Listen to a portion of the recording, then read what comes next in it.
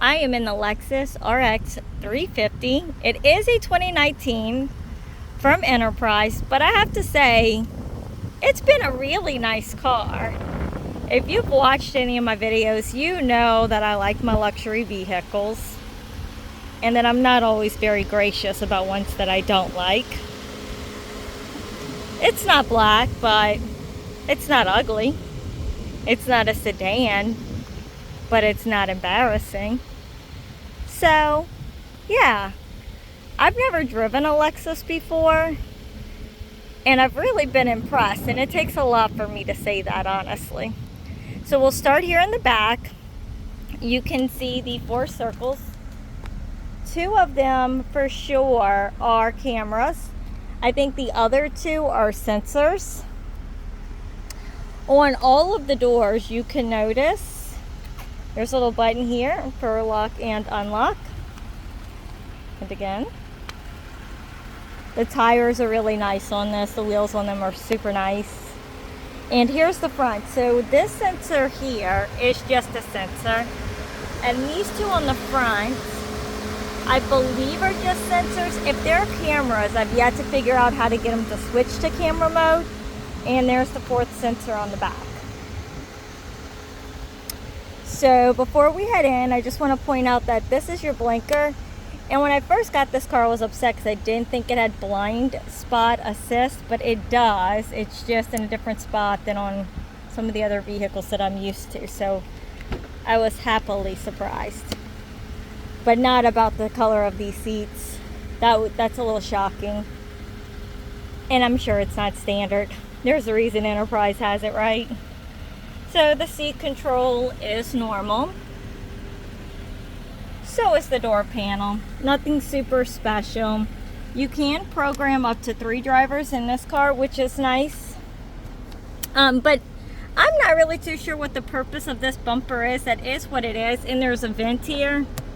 But I think it was almost an afterthought in the design, but it's not a big deal.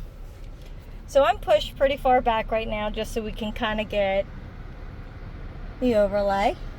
It's not a bad vehicle. So on the steering wheel, I'll show you here first. It's kind of opposite what I'm used to once again. So you can control the dashboard on this side and your phone and your volume on this side, which is just backwards compared to what I'm used to. And the reason I knew this was an older car and actually looked in the glove box is because there's a CD player. I can't remember the last time I saw a CD player in the car. So again, it is a 2019. And I'm not sure what's supposed to be here, but there's clearly something missing. But we'll go ahead and come up here to the dashboard real quick. So this car does have a lot of the features that I like. It does have this feature, which kind of tells you where you are in your lane. It is not as up to date as the newer models are, and I'm sure even compared to Lexus's newer models, it just kind of vibrates if you get out of your lane. That's it. It doesn't tell you how close you are to other cars. It doesn't tell you if you're like drifting, and it doesn't recognize the lane, so it's really basic. Here, I did have a low tire. I'm not sure if I hit a bump or what, but we put air in it and it's been fine. That's where that notice was. Typical settings. I haven't really messed with any of these for obvious reasons. There's the tire pressure, which actually was the passenger rear tire. So I'm not sure why the other one shows more now, but it goes back to Enterprise tomorrow. And the music. So here, and I'll show you this more on the screen, it is on FM, and that is because I haven't been able to get Sirius XM in any of the cars from Enterprise. It says that they are available, but I have to pay for it. And I'm not doing that in a loaner car, honestly. So this middle section changes based on the mode that I change up here. And let's see.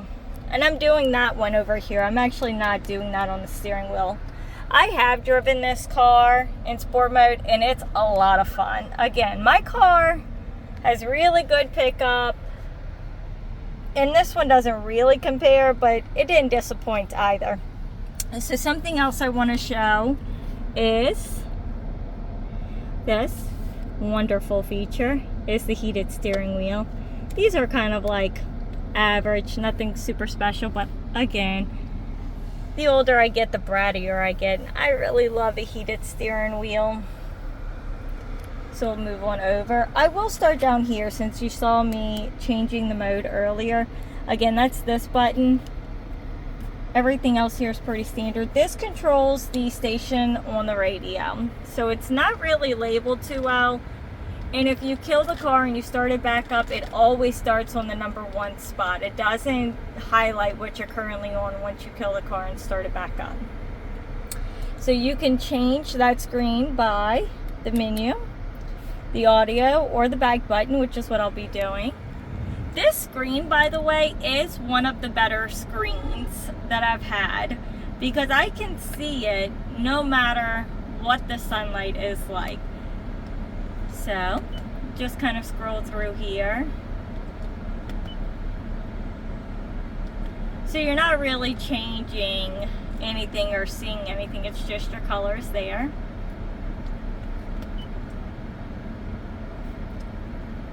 And I'm not turning our screen off because I'm not so sure how to get it back on. I have not connected my phone to this car because I've had it longer than I anticipated, honestly. This weather app actually is extremely accurate. I've used it a few times, and let's just see if it'll load up for us. Let's see, current. I mean, how nice is that? I'm not in Covington, but I'm not super far from Covington. So, I'm happy with that. I think that's a pretty neat feature. My car does tell me the current weather and the current temperature, and so does this one on the dashboard. But it kind of just gives you the forecast there. The navigation is not connected. Again, I'm learning Enterprise does not do that. If I put in my phone, though, it does connect to that. My phone's not set. The climate is just your air conditioning. And then here is where, even if I get it on Sirius XM, it just tries to sell it to me. So we're not even going to listen to their sales pitch because, you know, it's a bummer.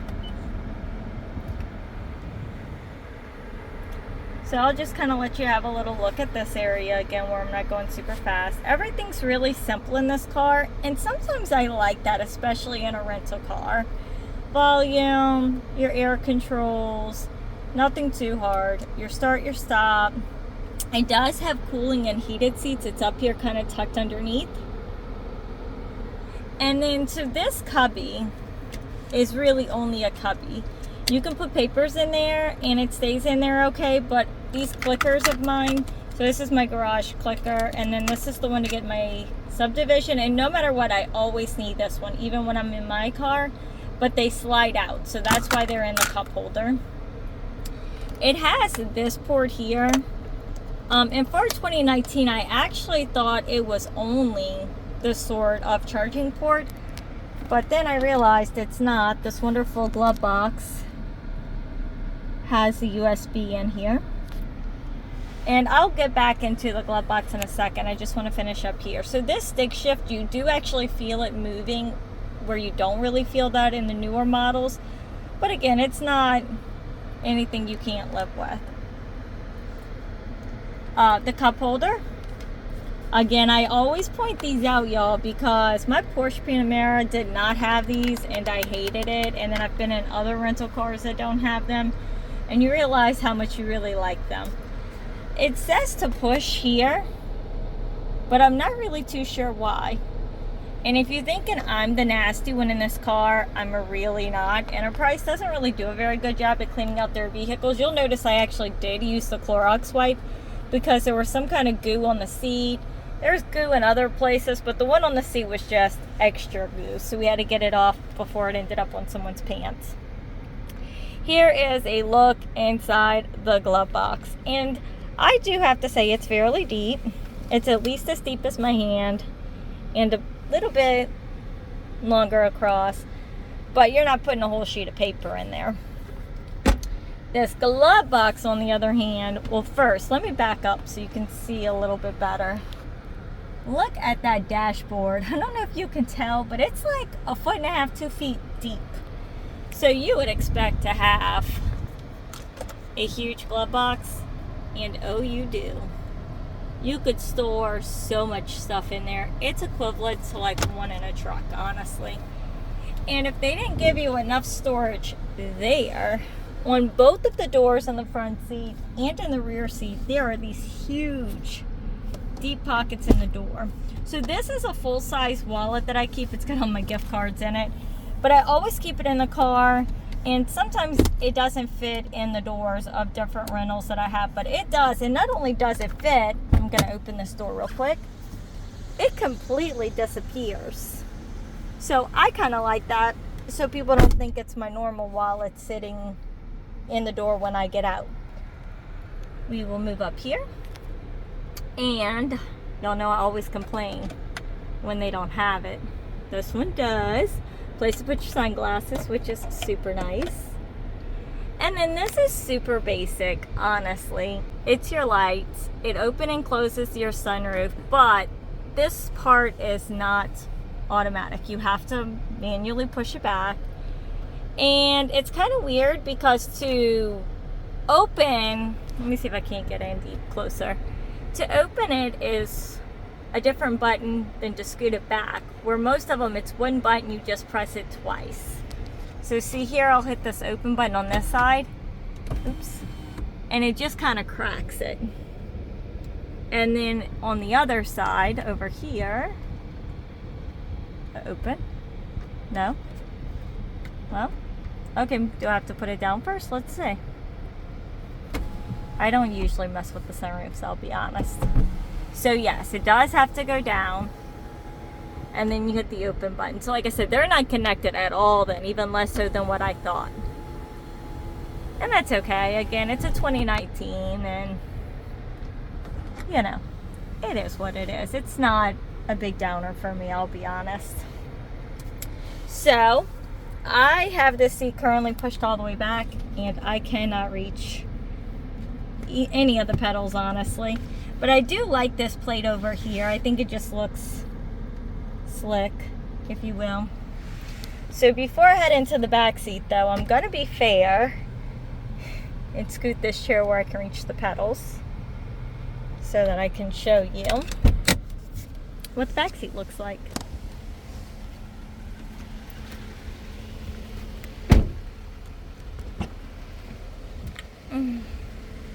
So here in the back, again, it's not as big as the front pockets are, but they are pretty deep. You can only roll up and down the window on your side, which I hate that. In my car, there are so many more options. So maybe I'm just a little spoiled, but I wish in the very least they had a lock and unlock button, to be honest. So here's the feet room here. And if you've heard me say it once, you've heard me say it 1,000 times. I'm 4'11", so take my leg space with a grain of salt, but I can promise you a grown man, you could put 4 grown men in this car and keep them all comfortable. The seat pockets are what they are in every car, but it does have rear AC, which is again a requirement for me with the boys, and it does only have this power port in the back, I believe. They've got a cubby back here, but nothing super great. And then here is Nathaniel's spot where he sits. And even though the seat looks like it's super close to him, because of how this seat is curved here, he actually does have a lot of leg space and does not complain about the seat in front being too close for him. So this is the middle console. I pulled it down. Well, you can see what my kiddo likes to snack on. And again, it's nothing great, but it would hold his phone, his snacks, the middle cup holder.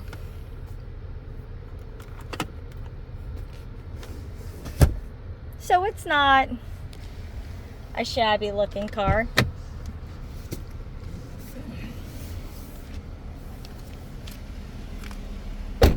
And then if you're a mom or anybody who does any kind of serious shopping or hauling, this trunk is amazing.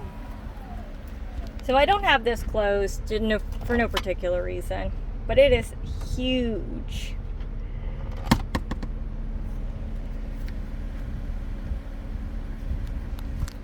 So we were looking up the price of these vehicles, and honestly, the fact that you can get in one for about $50,000 is a pretty sweet deal if you ask me, because this car is a super nice SUV. I wouldn't want it because it is an SUV, but I'll be honest, my eyes have truly been opened to the possibility of owning a Lexus in the future. Make sure to hit that like and subscribe button.